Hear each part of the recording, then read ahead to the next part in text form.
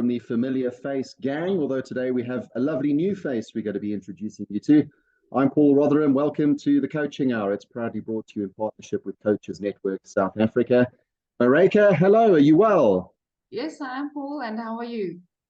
All good here in Benoni, where I'm coming to you from my kitchen at home. Just seems to be the best place to sit. Marika, on the other hand, could be anywhere in the world because all we ever see is a blank wall, but that's fine. As long as it's not a blank expression. We've often joked about the background, saying, is it real? Is it one of those backgrounds that you choose on Zoom, or is it really just a blank wall? And the answer is, it's really just a blank wall.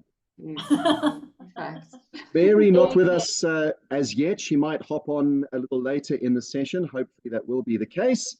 Welcome as we are into the second season of the Coaching Hour. It started out on a radio show that I was presenting where we had 1 hour to chat, and it has evolved to what you're watching now, which is basically, I guess you could call it a vodcast or a podcast if you're not watching but only listening.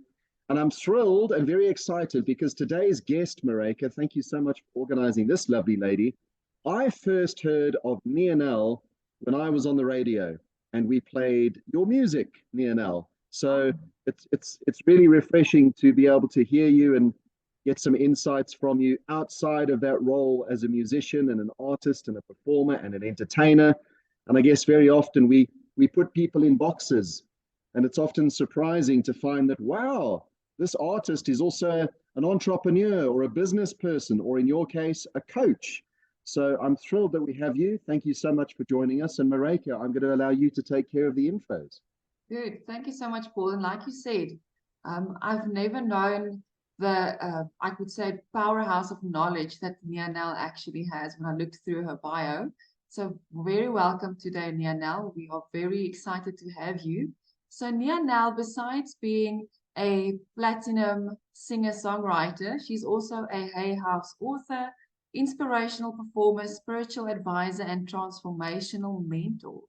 And what fascinated me was that Nianell actually has a PhD in metaphysics, which is quite interesting, and a lot of other certifications in healing, like theater healing, sound healing, brain germ, access bars, breath work. So much information and knowledge that I look forward to also hear from you. And Nianell will be sharing with us a few of the snippets of her Life Simplified series. She's going to share 4 sessions with us: Relationships Simplified, Letting Go Simplified, Parenting Simplified, Health and Wealth Simplified. But before we get into our first topic, Relationships Simplified, so Nianell, please tell us a bit about more of yourself, how you got into this transformation and healing space. Thank you so much, Marika, for reminding me of all the things that I've done in the last 11 years. My mom passed away 11 years ago, and I think that was a big sort of like an event in my life because she was my best friend, and at that stage I would say my only friend because I didn't really allow a lot of people in. And when she passed away, a lot of my abilities opened up. I've always been clairaudient, which means I can hear vibrations and frequencies. And if you listen to my music, you'll see a lot of the times I actually don't use words, I just use sounds. And that is the frequencies and the vibrations that I hear in the universe. And for me, it just seemed very natural listening to people. I can hear a lot of things. So as a child, it was quite overwhelming for me because I didn't know that these weren't all my thoughts or these weren't all my my ideas.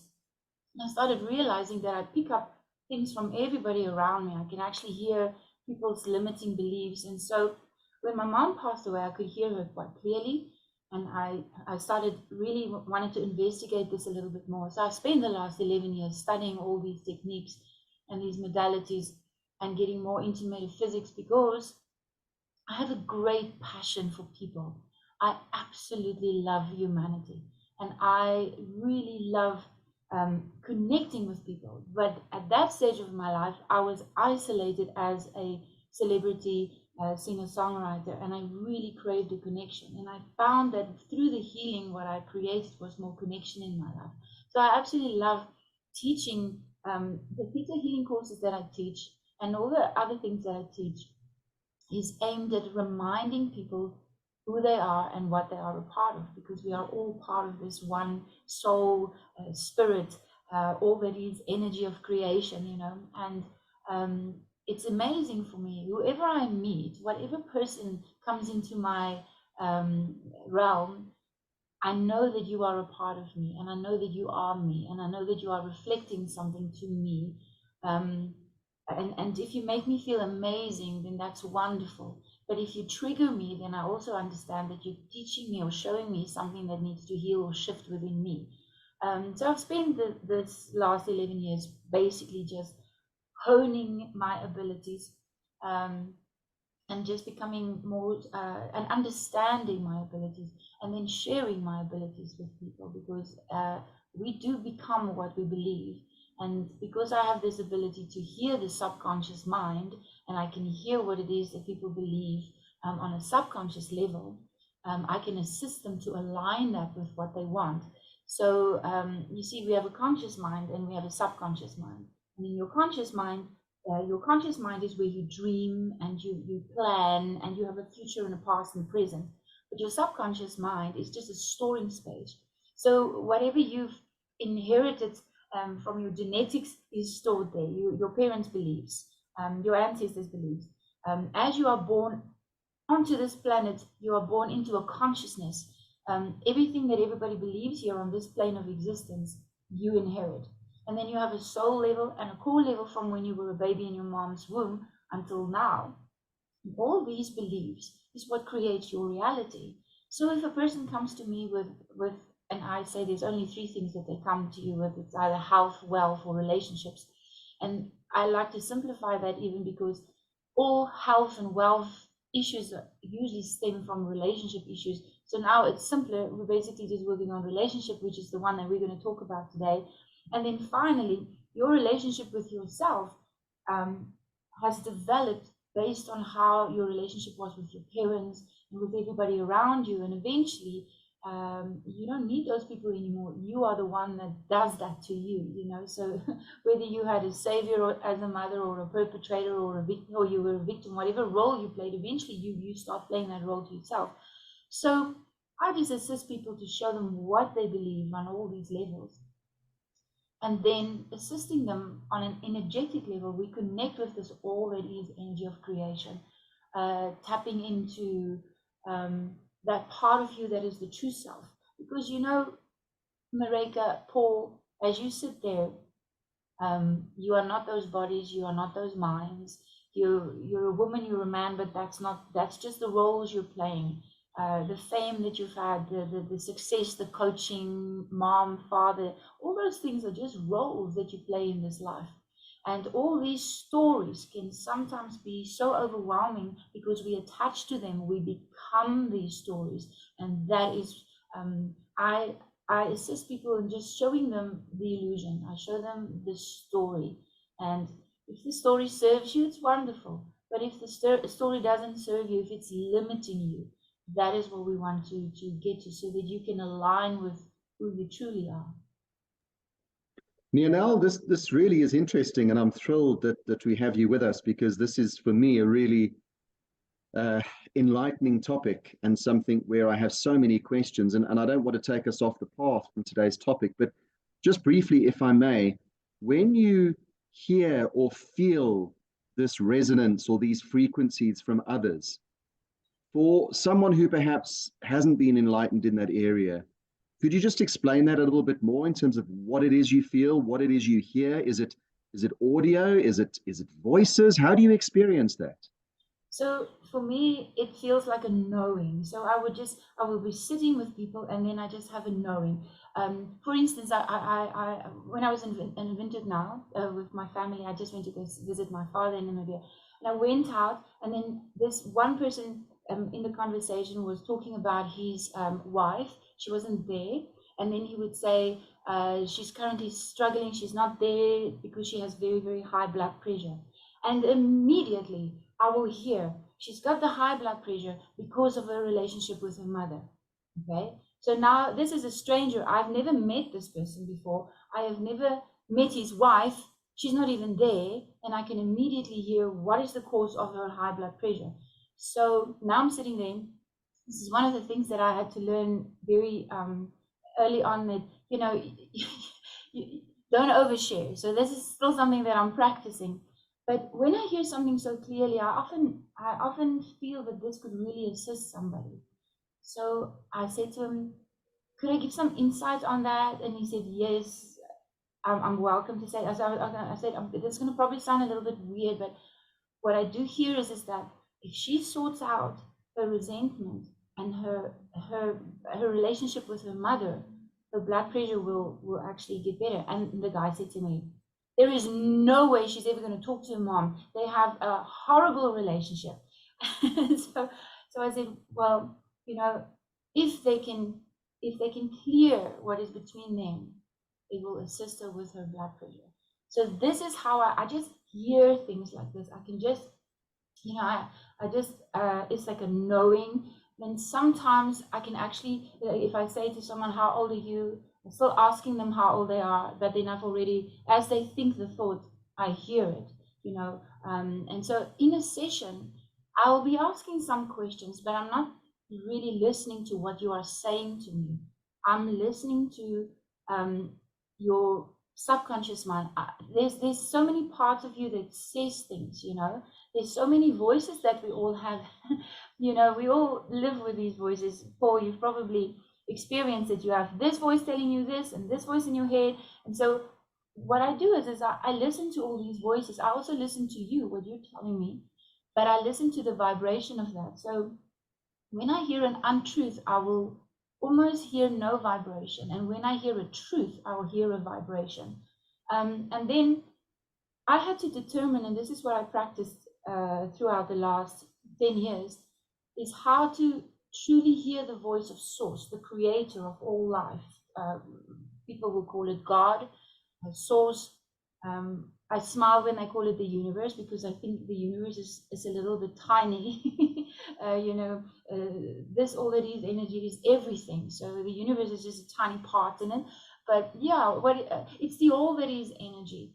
I personally will refer to it as the creator of all that is, but to listen and to hear the vibration of that highest truth, and then listening to, I must understand your truth, and then my truth, and then all the truths that you've been taught, because there's a lot of truths out there, and we go around and say, no, that's not the truth, because it's not your truth. But there's an ultimate truth, and that ultimate truth always vibrates with pure love, pure joy, pure peace. There is no fear in it, no doubt in it. So you know when you access truth. And this that you've just spoken about, Nianell, is that what you define as the metaphysical? So metaphysical would be anything that you really can't see with your eyes or perceive. For me, if you truly want to get to the true self of who you are, you have to become very still, because it is within you, and learn to shut out all the noises and the voices and the faces and the places. At some point, you'll get to a stage where you see everything come and go, come and go, come and go.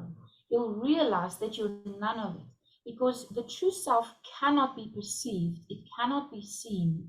It's, you know, I truly enjoy Muji. He's a wonderful teacher. Muji says a knife can't cut itself. The scale can't weigh itself. The true self cannot perceive itself.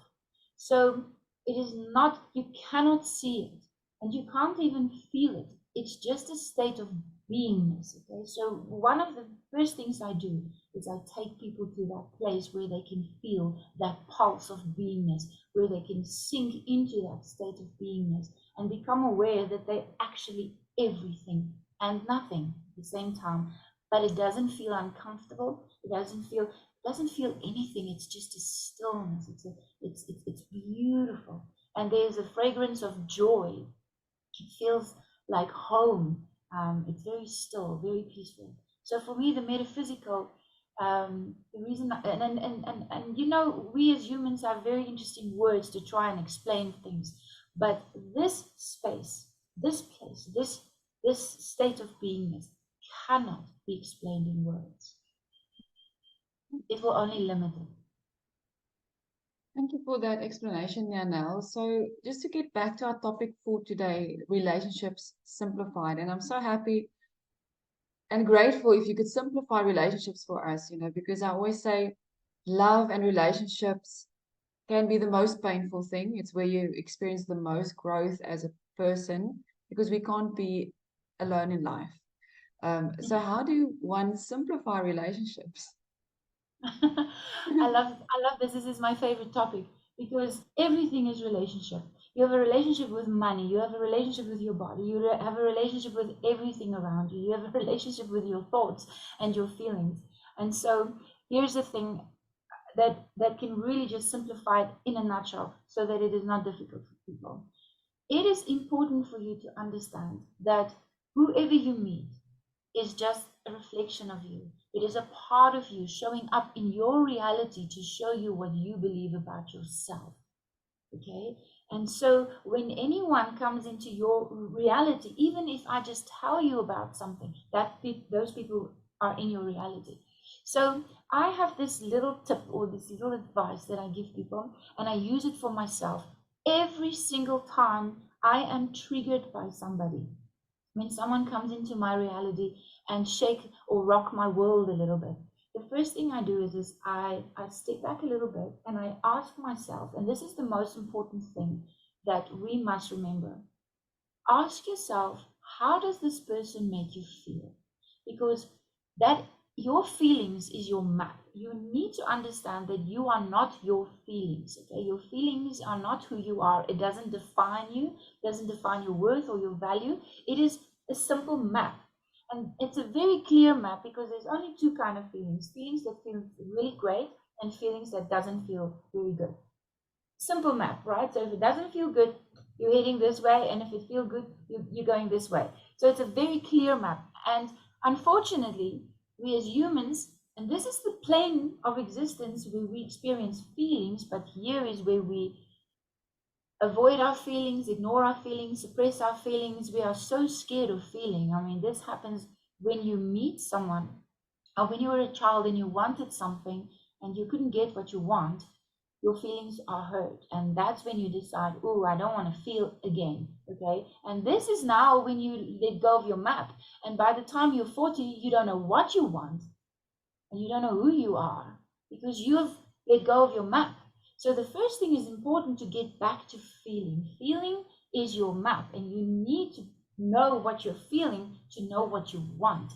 And I teach a lot of people in their 40s, 50s, 30s, and when I say, what do you want? People don't know what they want because they've forgotten how to feel.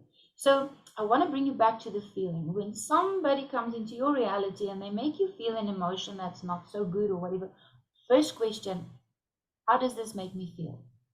Okay, so once you established what the feeling is, okay, I feel I'm not being appreciated, or I feel I'm not being acknowledged, I don't feel respected, I'm not feeling accepted, I don't feel loved. Whatever the feeling is, the feeling will guide you towards what it is that you need from this person to feel better.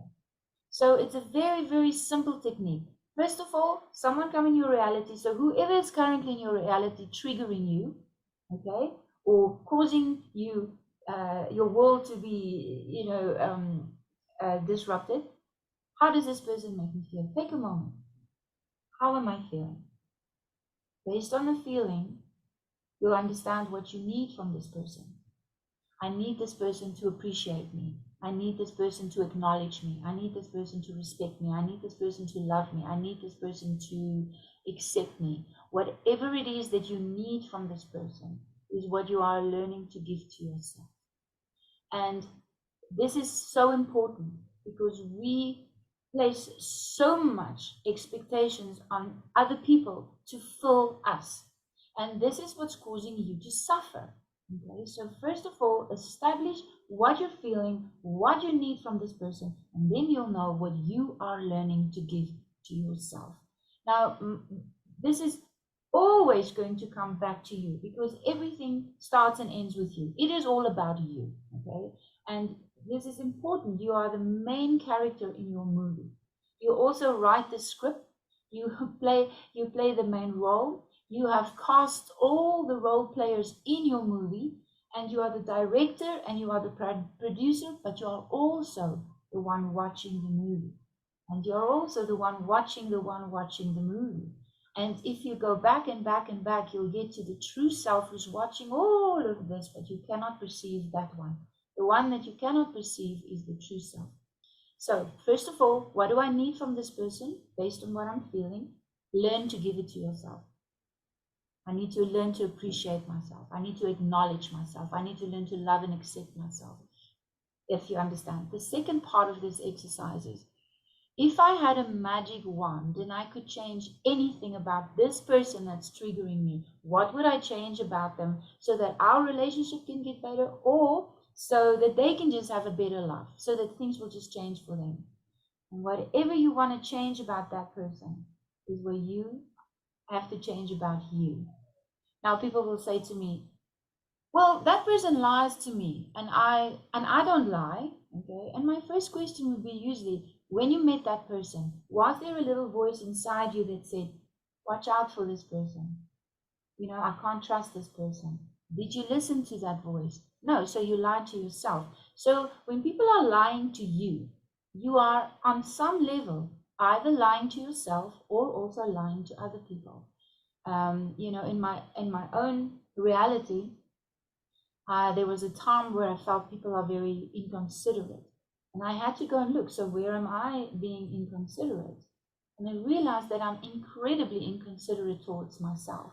And the more inconsiderate I am towards myself, the more other people's inconsiderateness was bugging me, was irritating me. So the more considerate I am with myself, it doesn't trigger. So once you change something within yourself, okay, it shifts your world.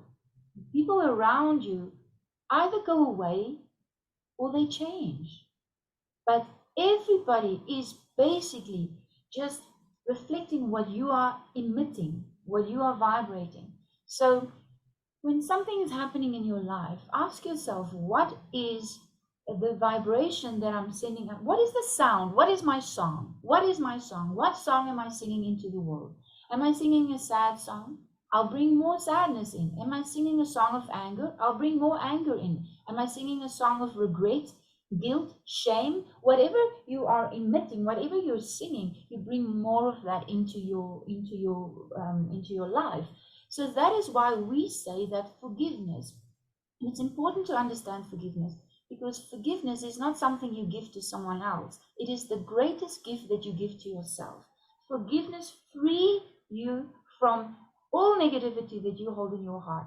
Basically, you are now clearing out the anger, the guilt, the shame, the regret, the hate, and you're replacing it with compassion for yourself and others, discernment for yourself and others, kindness.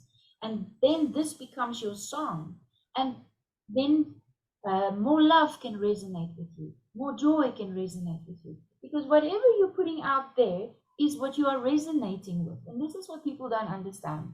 So, you know, the thing is, we create our reality based on what we believe. So it's important that you stop for a moment and then just look at your reality. Your reality will tell you what you believe. If you're currently fighting with people, perhaps you believe that you always have to fight to get what you want. It's important to it's very simple to see what you believe. Your reality will reflect it to you. Okay, so in a nutshell, I hope that helped a little bit, Marika. Just my little tip.